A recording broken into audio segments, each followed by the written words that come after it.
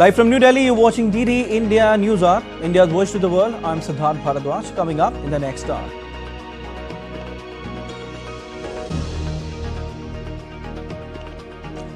US says driver in fatal New Orleans truck ramming was inspired by ISIS.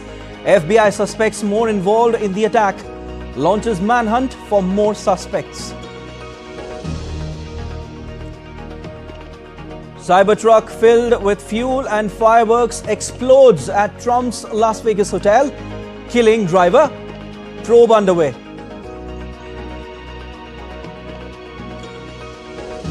Montenegro declares a 3-day of national mourning after gunman goes on rampage, killing at least 10. Suspect dies after attempting suicide. Israel wants to intensify its strikes in Gaza if Hamas keeps up its rocket fire.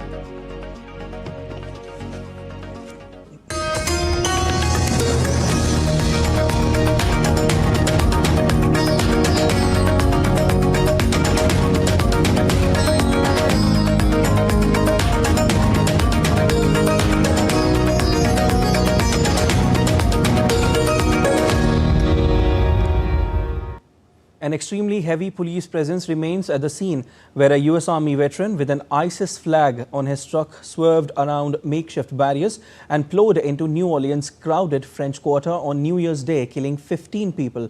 The suspect, identified as Samsuddin Jabbar, a US citizen from Texas who once served in Afghanistan, was killed in a shootout with police after ramming the crowd. The attack injured about 30 other people, including 2 police officers wounded by gunfire from the suspect. The Federal Bureau of Investigation said an ISIS flag was located in the vehicle, and the team is working to determine the subject's potential associations with the affiliations with terrorist organizations. The team has thus launched a manhunt for more suspects, with police and political leaders already vowing to capture any accomplices.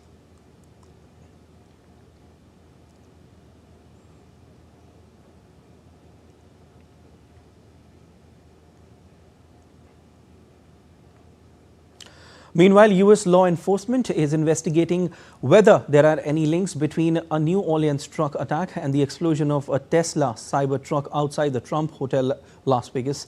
FBI Special Agent in charge Jeremy Schwartz told reporters that it was not yet clear whether the blast was an act of terrorism.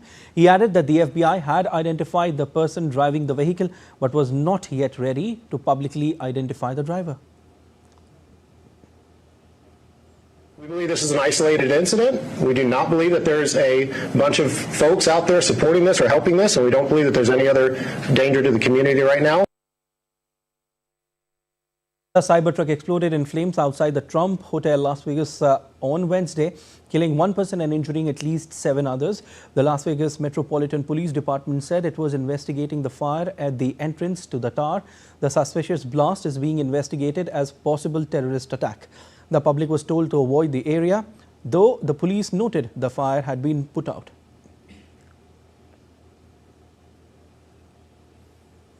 Elon Musk, Tesla's chief executive, said in a statement on X that the explosion was caused by very large fireworks and a bomb carried in the bed of the rented Cybertruck, and said the vehicle was functioning properly.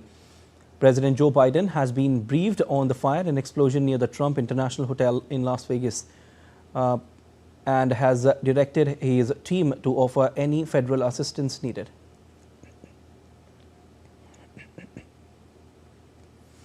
All right, and DD India correspondent Anil Thomas is joining us live on this. Hi Anil, a very good morning. Indeed, a very tragic incident on New Year's Day.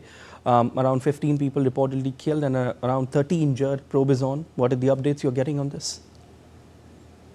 Good morning, Siddharth. Well, an horrifying incident to begin your new year, and especially New Orleans, where this incident has taken place that comes in Louisiana state. You know, one needs to understand this particular state thrives or survives on tourism. And I think this particular incident, it's a one-off incident that we've seen. Remember, an incident of not of this scale, but as a smaller one was seen in November last year. And before that in 2017, where, you had almost 20 people that were injured in another incident that took place. But all in all, this particular city thrives on its tourism. And I think New Year's Day and the 2 days that follow, along with the Super Bowl game that's taking place there in New Orleans. So clearly, the idea was to upset both. The New Year celebrations there, the city gets affected. And, this city is known as the murder capital of the United States because of the high homicide rates that this particular city sees. And that's the reason, this particular city was almost on the verge of, rebuilding itself. You had seen a sharp drop, especially when it comes to the murder rates that had dropped almost 35%.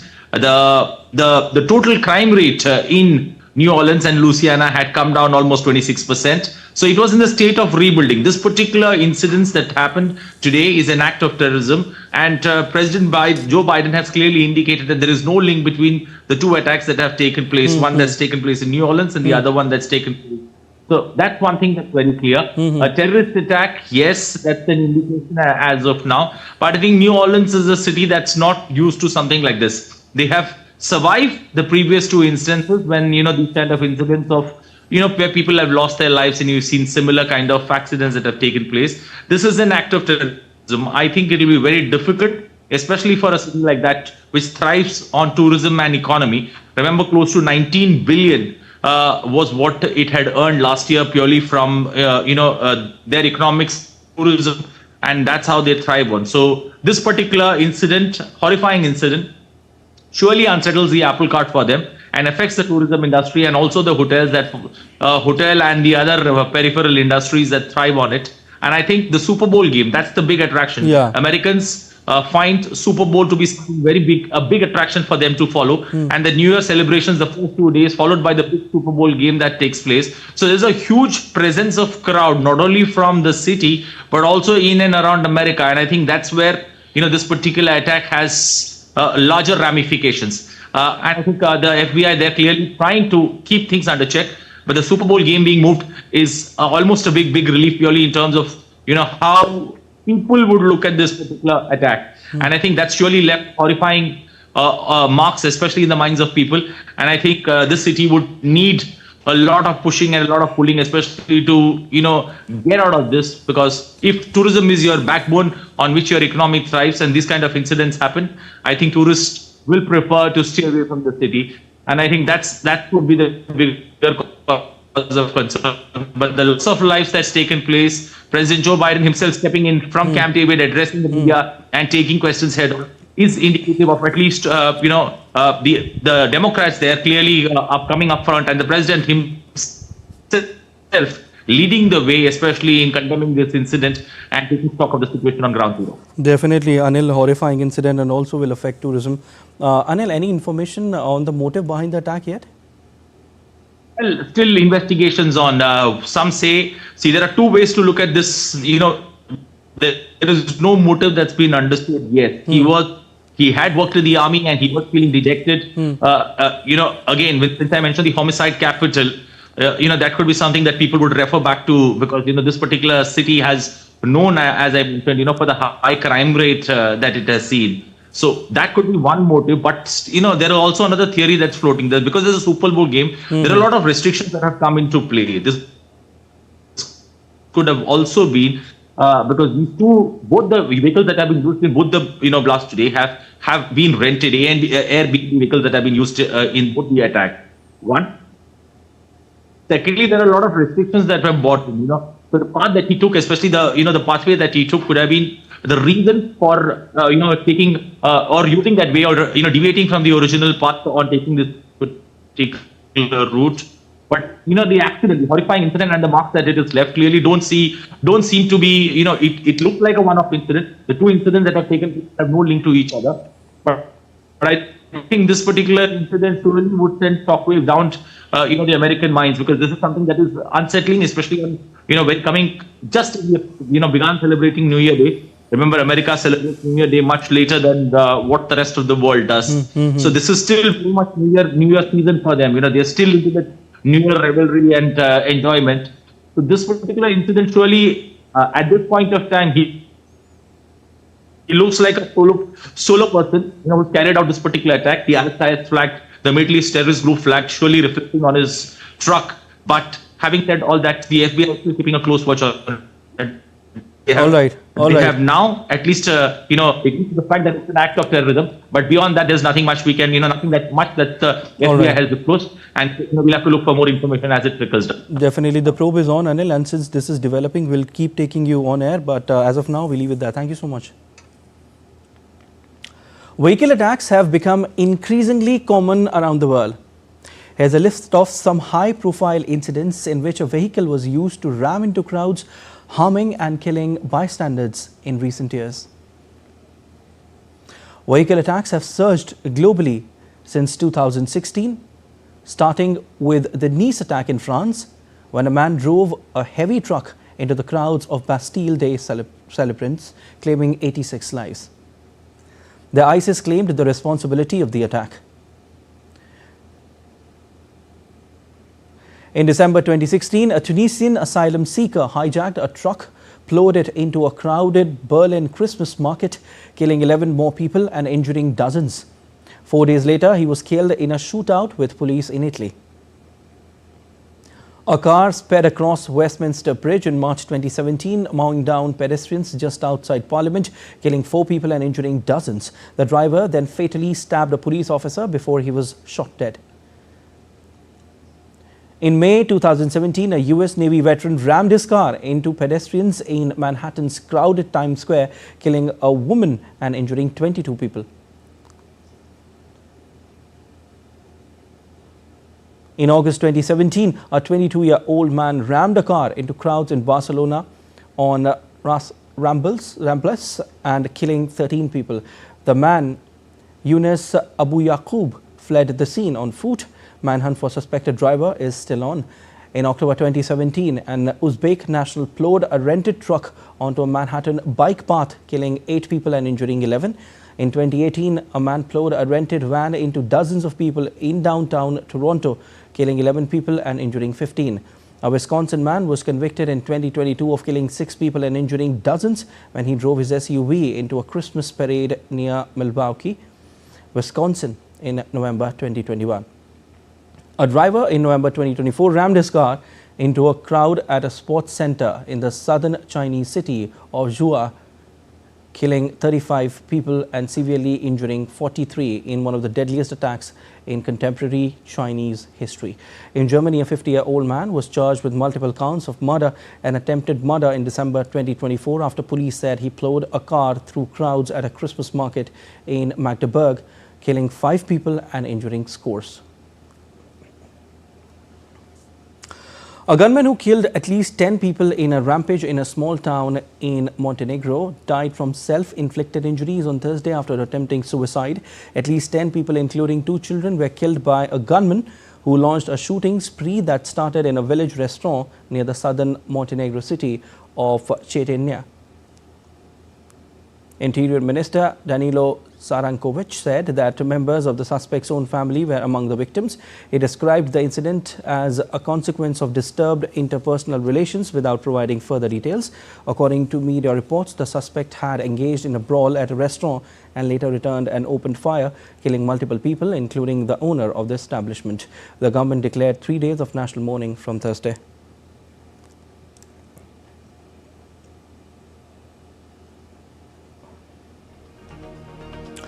Still to come on DD India News Hour. Israel's former defense minister Yoav Gallant resigns from parliament, vows to bring kidnapped Israelis home. Slovak Prime Minister threatens reciprocal measures against Ukraine over gas supply disruption, adding another twist in Russia-Ukraine conflict. Britain steps up efforts to fight illegal migration, plans tough laws to fight people smugglers.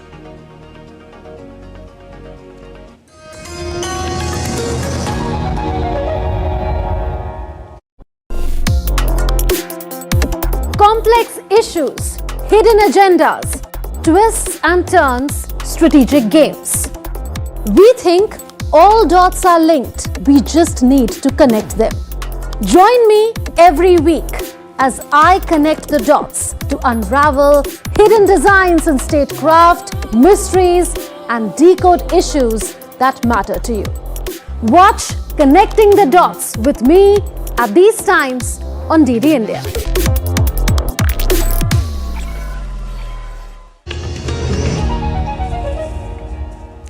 You're watching DD India News Hour. I'm Prasar Bharati. Prime Minister Benjamin Netanyahu warned Wednesday that Israel will intensify its strikes in Gaza if Hamas keeps up its rocket fire. Over the past week, Palestinian terrorists have repeatedly fired rockets at Israel, particularly from northern Gaza, where the Israeli military is conducting a major offensive.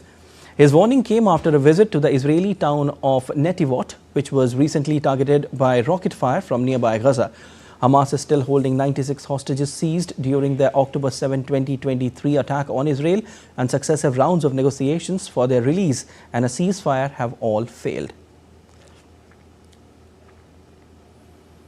Israel's former defense minister Yoav Gallant announced on Wednesday that he was resigning from parliament in a televised statement on Wednesday. Gallant vowed to work continuously to bring kidnapped Israelis back home. In the last 2 months since I was removed from the position as Minister of Defense, a significant event has occurred. The government of Israel, led by the Prime Minister and the Defense Minister, is advancing a conscription law that contradicts the needs of the IDF and the security of the State of Israel. The proposed law is intended to grant exemptions from military service to the majority of the Haredi sector youth. This I cannot accept or be a part to. Gallant was dismissed from the government in November last year by Netanyahu after months of disagreements over the conduct of the conflict against Hamas in Gaza, but kept his seat as an elected member of the Knesset. Netanyahu and Gallant disagreed on several issues, notably the exemption of ultra-Orthodox Jewish men from military service. Gallant and Netanyahu also clashed over the conduct of Israel's war in Gaza after the deadly attack by Hamas on October 7, 2023. The International Criminal Court has issued arrest warrants for Gallant and Netanyahu, along with the Hamas leader, for alleged war crimes and crimes against humanity in the Gaza conflict. In a surprise move, Palestinian Authority has suspended broadcast of Al Jazeera, the Doha-headquartered television channel. Earlier, Israel had banned the channel after its conflict broke out with Hamas.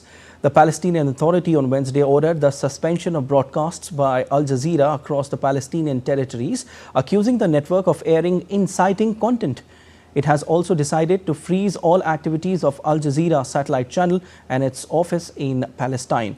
According to the Palestinian Authority, this decision comes in response to Al Jazeera's insistence on broadcasting inciting content and reports characterized by misinformation, incitement, sedition and interference in Palestinian internal affairs. A Syrian delegation led by newly appointed Foreign Minister Asad Hassan al-Shibani arrived in Riyadh on Wednesday in its first official visit abroad. The delegation includes Defense Minister Murhaf Abu Qasra and General Intelligence Service Chief Anas Khattab. The visit came less than a month since Bashar al-Assad was ousted by rebels on December 8. Upon arriving in the kingdom, the Syrian FM expressed hope to open a new bright page in Syrian-Saudi relations that befits the long shared history between the two countries. The top Syrian delegation is visiting kingdom at the invitation of Saudi Foreign Minister. Last month, a Saudi delegation met Syria's new leader Ahmed al-Shara in Damascus. Britain steps up efforts to fight illegal migration and strengthen border security, with the government saying that suspected people smugglers will face severe curbs under new laws. Those suspected will face travel bans, social media blackouts and restrictions on phone usage to help the government dismantle organized immigration crime networks. Prime Minister Keir Starmer, elected to office in July, has prioritized tackling illegal migration by cracking down on the gangs who smuggle people across the English Channel. The number of irregular migrants arriving in Britain on small boats soared in 2024. According to government data, some 36,816 people were detected in the channel last year, a 25% increase from the previous year. At least 76 deaths were recorded in about 20 accidents last year, making it the deadliest year for migrants who are taking even ever greater risks to evade Britain's border control.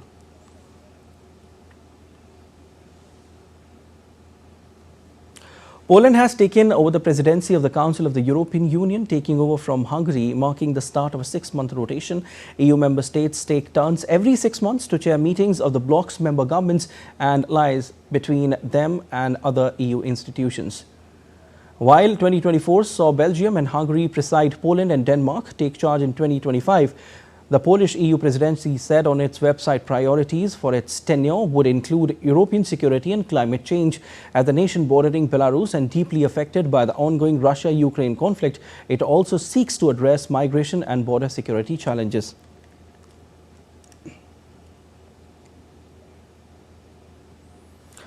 Slovak Prime Minister Robert Fico has said that his government is considering reciprocal measures against Ukraine for stopping Russian gas supplies. The next report examines the ramifications of this development that is in fact another twist in the Russia-Ukraine conflict. The Russia-Ukraine conflict took another twist on Wednesday as Russian natural gas exports via Soviet-era pipelines running through Ukraine to Europe were halted following the lapse of a transit agreement. As a result, Eastern European nations began bearing the brunt of the supply disruption, with energy crisis taking center stage. Slovakia, Moldova and Bulgaria are among the hardest hit countries. Kyiv's immediate neighbor Slovakia blasted the move, warning that it would be Europe that ultimately pays the price. Slovak Prime Minister Robert Fico said his government was considering reciprocal measures against Ukraine, including halting backup electricity supply if the gas transit is stopped. In world politics, it absolutely applies that it doesn't matter whether elephants love or fight. The grass always suffer. I don't want Slovakia to be such grass, as we see these days when the transit of gas through Ukraine is stopped, which will have drastic impacts on all of us in the European Union, but not on Russian Federation. Moldova has declared a state of emergency. Moldovan leaders have implemented energy-saving measures and assured residents of temporary gas reserves. But there are ongoing fears of a humanitarian crisis in Transnistria. Almost a third of the Russian gas sold to Europe was transported via Ukraine. On Thursday, President Vladimir Putin warned that there was no time left this year to sign a new Ukrainian gas transit deal and placed the blame squarely on Ukraine for refusing to extend the agreement. Ukraine said that they wouldn't extend the gas transit contract. We did not terminate the contract. They said they wouldn't extend it. If that's what they want, so be it. They are hand-fed by Europe. Because, like I said, without European support, Ukraine not only is unable to battle, but cannot exist in general. And now, Ukraine punishes Europe by shutting down the transit contracts. The European Commission has stated that the EU was prepared for the gas cut-off. It emphasized that the European gas infrastructure is flexible enough to supply gas from non-Russian sources. It added that the EU has bolstered its infrastructure with significant new LNG import capabilities since 2022. Syed Afsarul Hassan for DD India. Europe's gas supply is facing a crisis as the Russia-Ukraine conflict has disrupted traditional energy routes. The breakaway Moldovan region of Transnistria is without heating after Russian gas supplies were cut, a result of payment dispute between Moldova and Russia's Gazprom and Ukraine's refusal to extend transit agreements. Russian gas, once crucial, now makes up less than 10% of EU imports, down from over 40% in 2021. The Turk Stream pipeline under the Black Sea and its extension, the Balkan Stream, continue supplying gas to Hungary, Serbia and Bulgaria. The Blue Stream pipeline also delivers gas to southern Europe.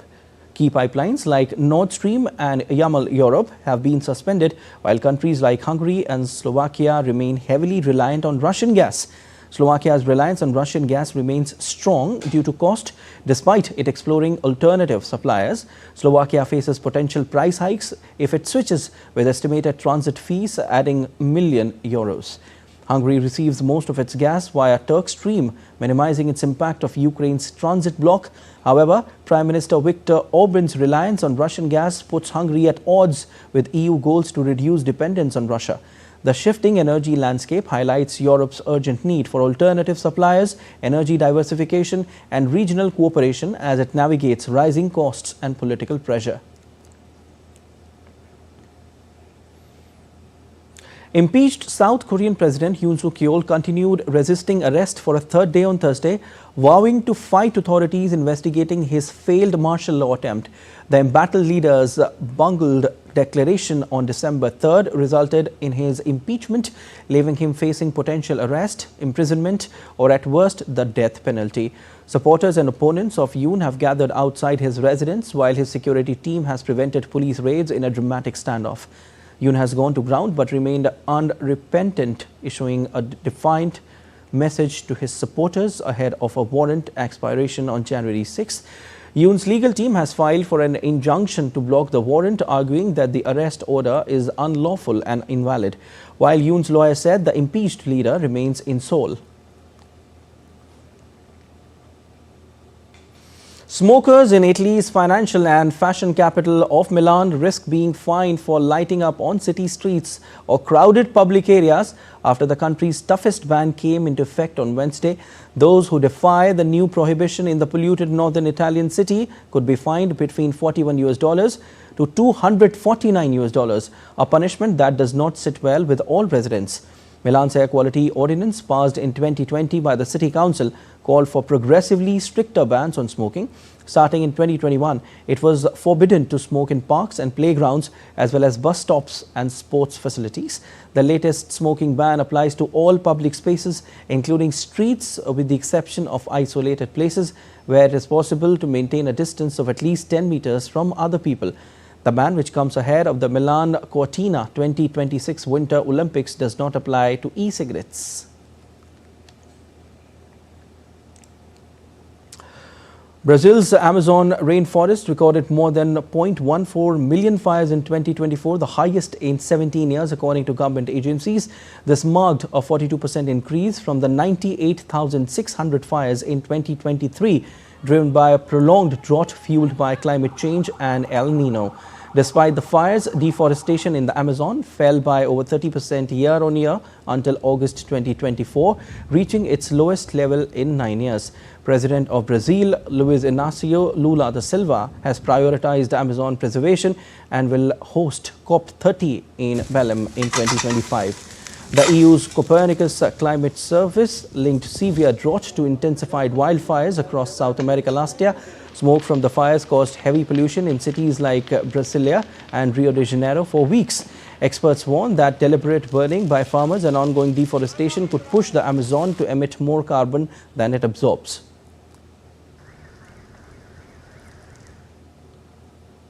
As New Year holiday makers return to Bangkok, Public Health Minister Somasak Thepsutin warned of a potential rise in road accidents, citing fatigue from late-night celebrations. The Directorate to Prevent and Reduce Road Accidents has tightened traffic regulation enforcement, focusing on drunk driving, seat belts and helmets. Officials are setting up roadblocks to monitor motorists, while transport company has arranged ample buses and staff to handle 70,000 to 90,000 daily holiday makers returning to Bangkok. The State Railways of Thailand have announced the addition of 5 extra trains for southern and northeastern routes to accommodate higher passenger numbers.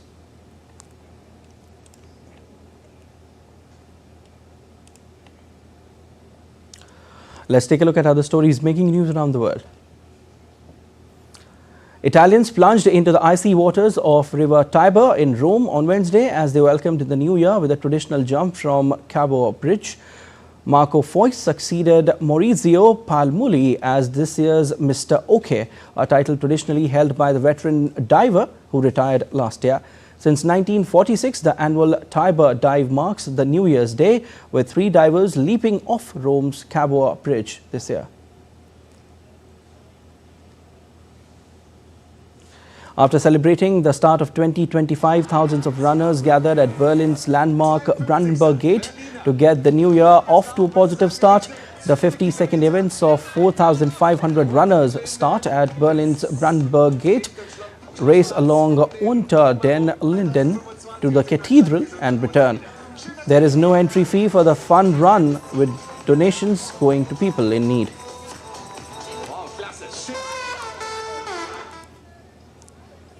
Hundreds of revelers gathered at Barcelona beach to take part in the traditional first bath of the year in the Mediterranean Sea.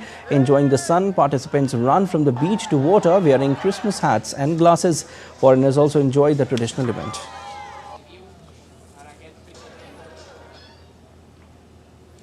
Iceland's New Year featured northern lights illuminating the sky alongside vibrant fireworks. The lights, also known as aurora borealis in the northern hemisphere, are a phenomenon caused by plasma ejected from the sun during a solar storm interacting with the geomagnetic field on Earth. And still to come on DD India News Hour. Bangladesh court to hear bail plea of jailed Hindu leader Chinmoy Krishnadas amid rising tensions. The atmosphere gets electrifying as preparations are in full swing for Mahakumbh 2025. IMD forecasts cold wave and dense fog in northwest India. Himachal Pradesh braces for fresh snowfall.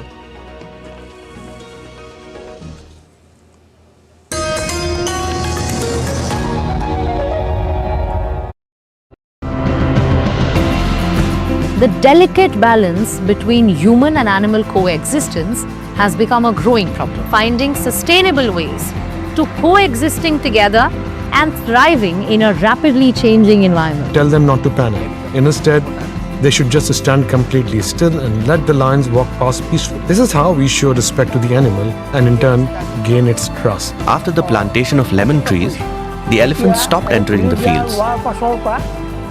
They pass by the field boundaries without entering. Poaching gangs and trafficking gangs that go after these elephants and capture them, things like that. And that's something that we are all up against. We should try to modify the human behavior through education and awareness.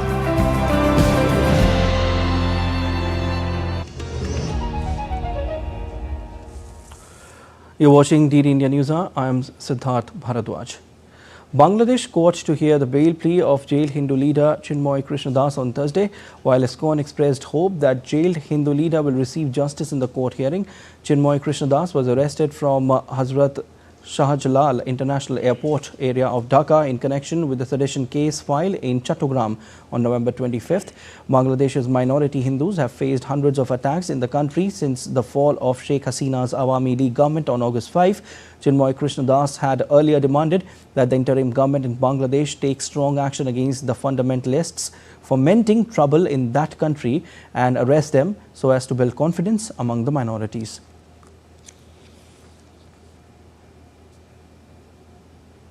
And Nawal Singh Parmar, DD India correspondent, is joining us live on the phone line from Dhaka. Nawal Singh, a very good morning to you. No lawyer was appeared to represent Hindu monk Chinmoy Krishnadas in last hearing on December 3rd. Today is the hearing. What can we expect and what is the latest that you're getting for us?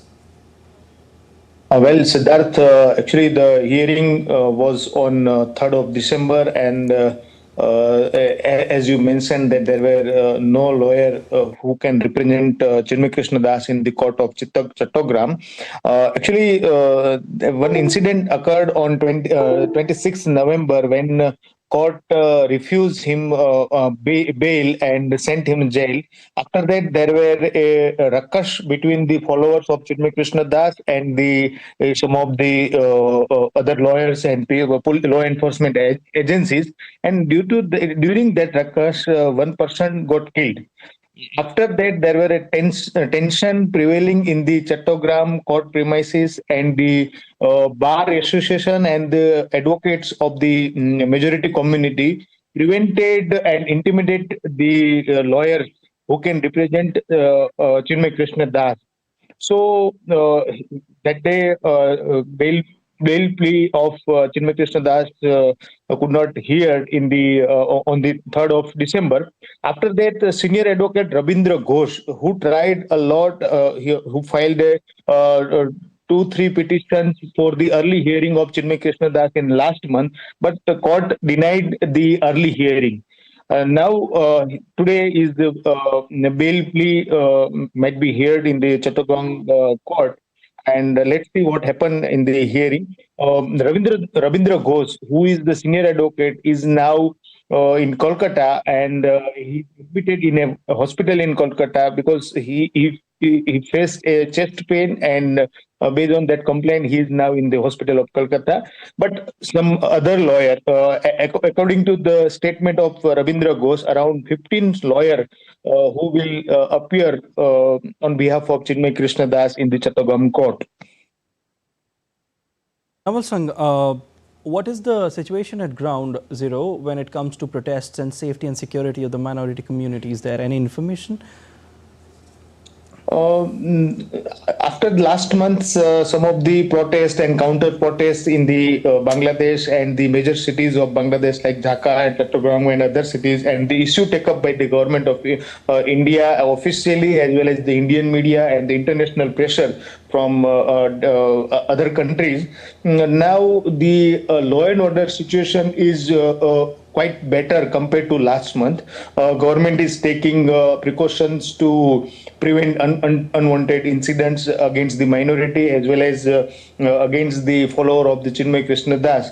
So let's hope that there will be a good outcome in today's hearing. All right, we leave it there. Thank you so much, Naval Singh.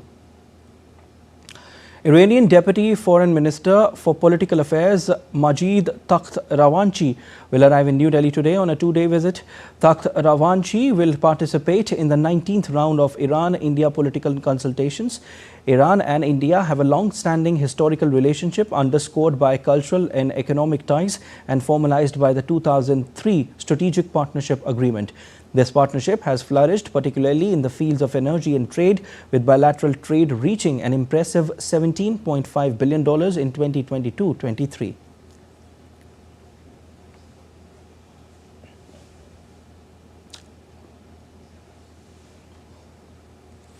1st of January was observed as the 67th Foundation Day of DRDO, or India's Defence Research and Development Organization. Let's look at the achievements of DRDO in the year gone by in this special report by our correspondent Nandita Dagar. January 2024, the DRDO conducted a successful flight test of the new generation Akash or Akash NG missile from the integrated test range Chandipur off the coast of Odisha. The Akash NG system is a state-of-the-art missile system capable of intercepting high-speed, agile aerial threats. The successful flight test paved the way for user trials. 5th of February 2024, 4 flight trials of high-speed expendable aerial targets or HEAT Abhyas was successfully carried out by DRDO from the integrated test range Chandipur in Odisha.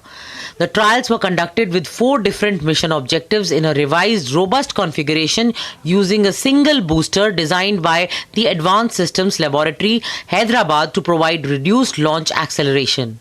29th of February 2024, Very Short Range Air Defense System missile was successfully tested from a ground-based portable launcher off the coast of Odisha from integrated test range Chandipur. These tests were carried out against high-speed unmanned aerial targets under different interception scenarios. 11th of March, the first successful flight test of indigenously developed Agni 5 missile with multiple independently targetable re-entry vehicle technology. The flight test named Mission Divyastra was carried out from Dr. APJ Abdul Kalam Island in Odisha. Various telemetry and radar stations tracked and monitored the multiple re-entry vehicles. The mission accomplished the designed parameters. 18th of April 2024, the DRDO conducted a successful flight test of Indigenous Technology Cruise Missile or ITCM from the integrated test range in Chandipur off the coast of Odisha. On 23rd of April 2024, DRDO unveiled the lightest bulletproof jacket in the country. The jacket is based upon new design approach where novel materials along with new processes have been used. The front hard armor panel of this jacket defeats multiple hits, about 6 shots of sniper rounds in both ICW and standalone design. 1st May 2024, Supersonic Missile Assisted Release of Torpedo or SMART system was successfully successfully flight tested from Dr. APJ Abdul Kalam Island off the coast of Orissa. 29th of May 2024, the DRDO successfully flight tested the Rudram-2 air-to-surface missile from Su-30 MKI platform of the Indian Air Force off the coast of Orissa. 17th of November 2024, successful flight trial of India's first long-range hypersonic missile from Dr. APJ Abdul Kalam Island off the coast of Orissa late on November 16th, 2024. This hypersonic missile is designed to carry various payloads for ranges greater than 1,500 kilometers for the armed forces.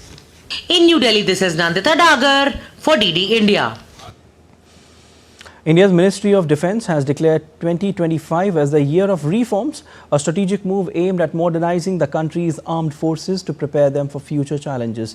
Defence Minister Rajnath Singh announced the decision at a high-level meeting. Let's now take a look at the key focus areas of this initiative. Enhancing jointness and integration initiatives and facilitate establishment of the integrated theatre commands. Focus on new domains such as cyber and space and emerging technologies like artificial intelligence, AI, machine learning, hypersonics and robotics. Develop a shared understanding of operational requirements and joint operational capabilities through inter-service cooperation and training. Acquisition procedures need to be made simpler and time-sensitive to facilitate swifter and robust capacity development. Facilitate technology transfer and knowledge sharing between defence sector and civil industries, promoting public-private partnerships by improving ease of doing business. Focus on collaboration across various stakeholders in the defence ecosystem. Position India as a credible exporter of defence products, fostering R&D and partnerships between Indian industries and foreign original equipment manufacturers for knowledge sharing and resource integration. Ensure the welfare of veterans while leveraging their expertise. We now tell you about the preparations underway on a war footing as Prayagraj gears up for the Mahakumbh 2025. In the run-up to this mega event, grand procession by Sri Shambhu Panchayati Atal Akhara made the entire atmosphere electrifying. The next report examines how Prayagraj is all set for this mega festival of faith.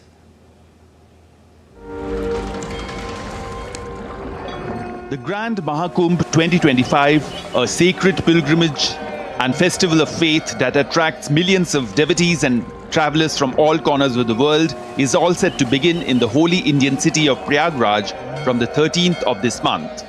In the run-up to the Mahakumbh 2025, a grand procession by Sri Shambhu Panchayati Atal Akhara made the atmosphere electrifying. Accompanied by traditional music and fanfare, the royal procession entered the Mahakumbh Mela premises, showcasing its spiritual and cultural magnificence.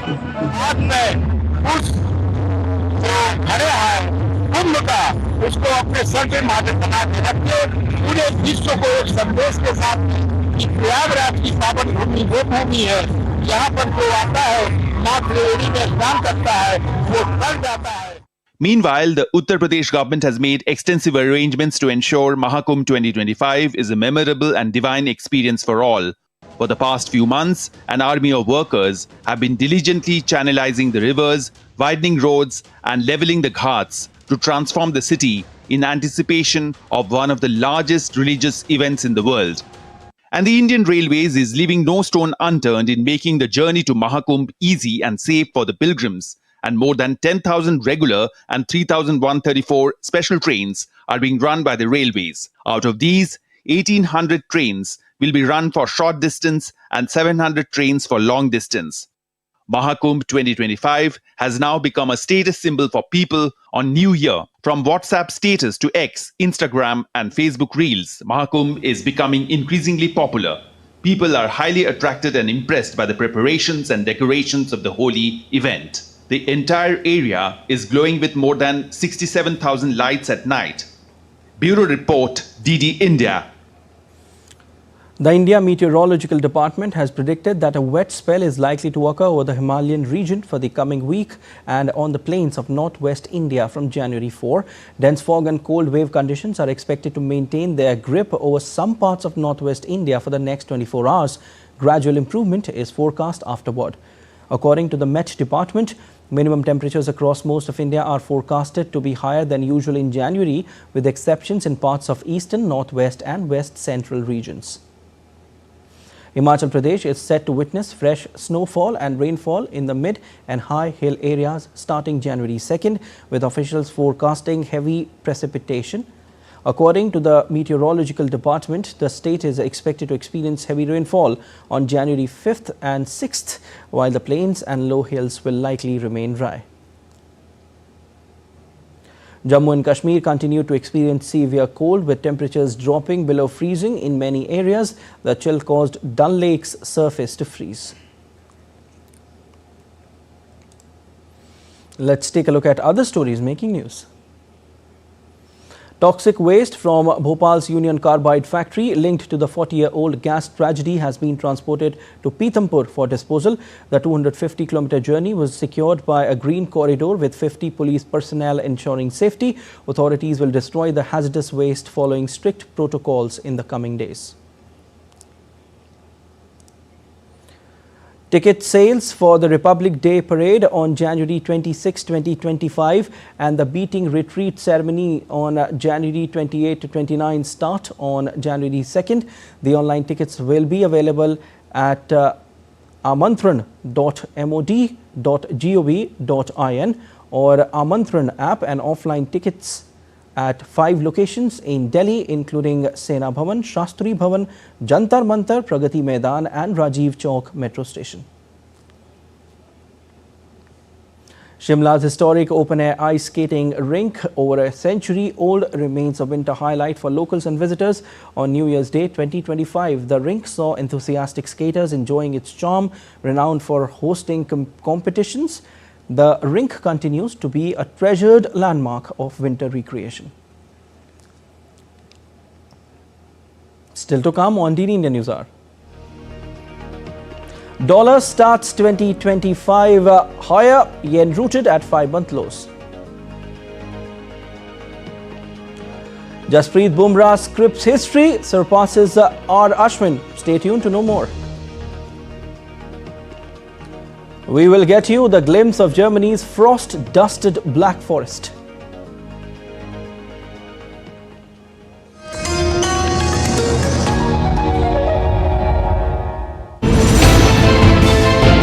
Geopolitics and trade deals.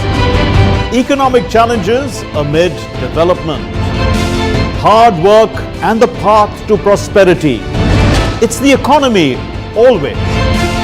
Between walkers, money is what money does and says. Supply creates its own demand. Between the bulls pulls and bears tears. When supply chains globalization and India rises to the podium. We'll get you centered with the Economic Brief at 8 p.m. every Thursday on DD India.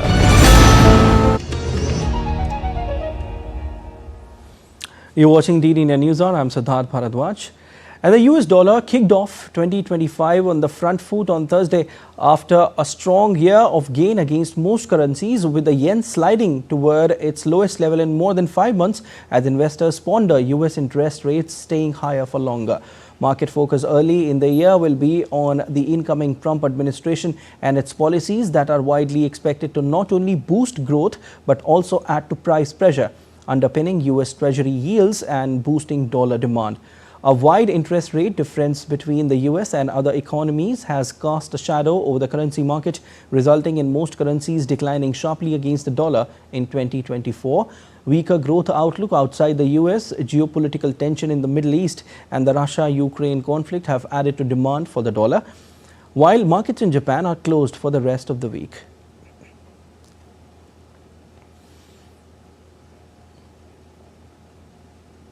Venezuela's economy is poised for a significant rebound in 2024, with President Nicolas Maduro predicting over 9% growth. Venezuela's economy in recent years has experienced a prolonged crisis marked by triple-digit inflation and the exodus of millions of Venezuelans seeking better opportunities elsewhere. In 2019, the government loosened controls on the private sector, allowing for an informal dollarization, which provided a lifeline to key sectors of the economy.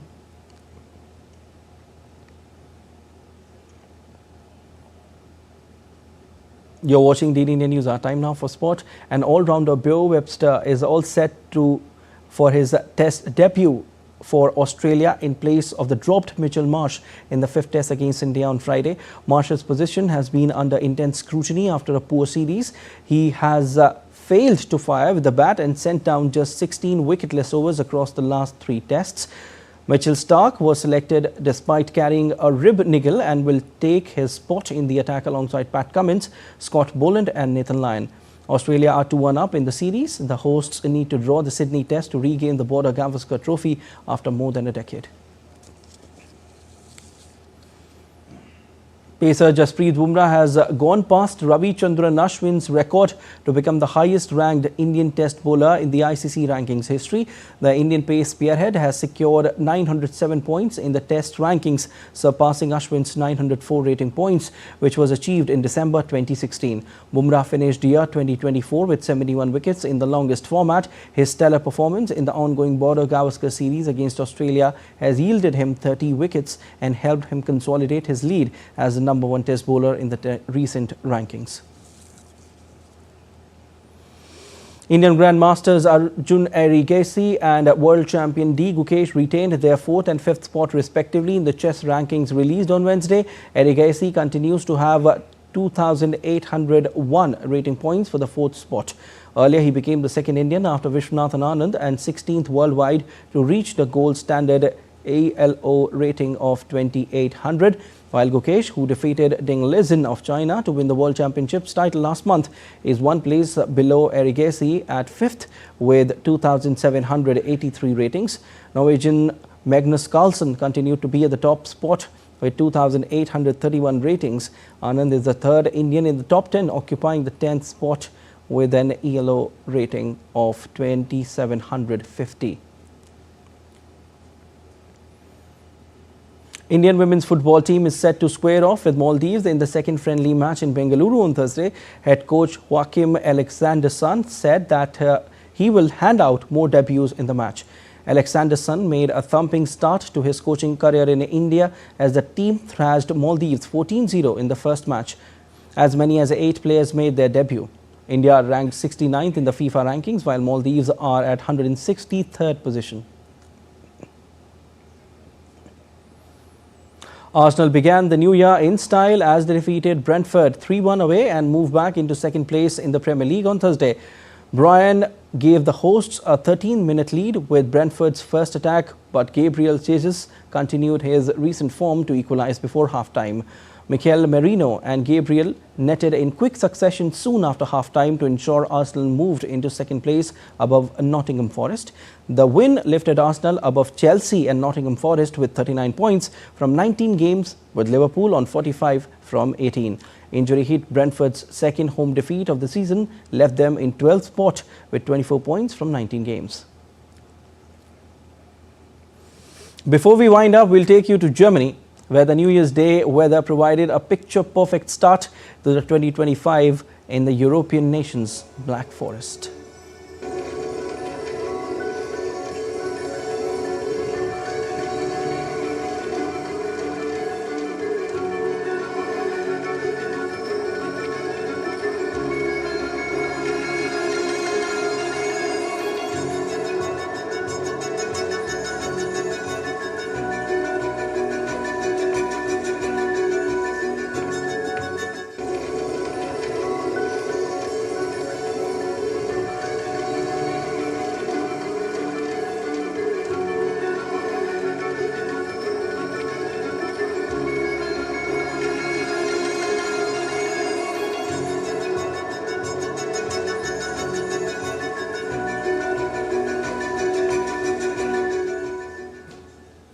That's all for this edition of DD India News Hour, but let us know your thoughts on the news of the day. For those on the go, you can get all the latest news and updates from India and across the world on DD India mobile app.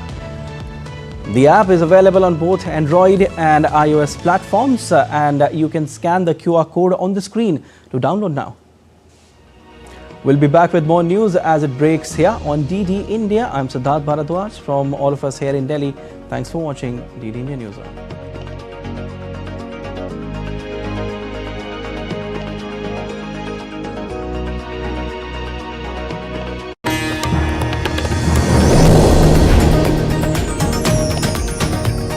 News.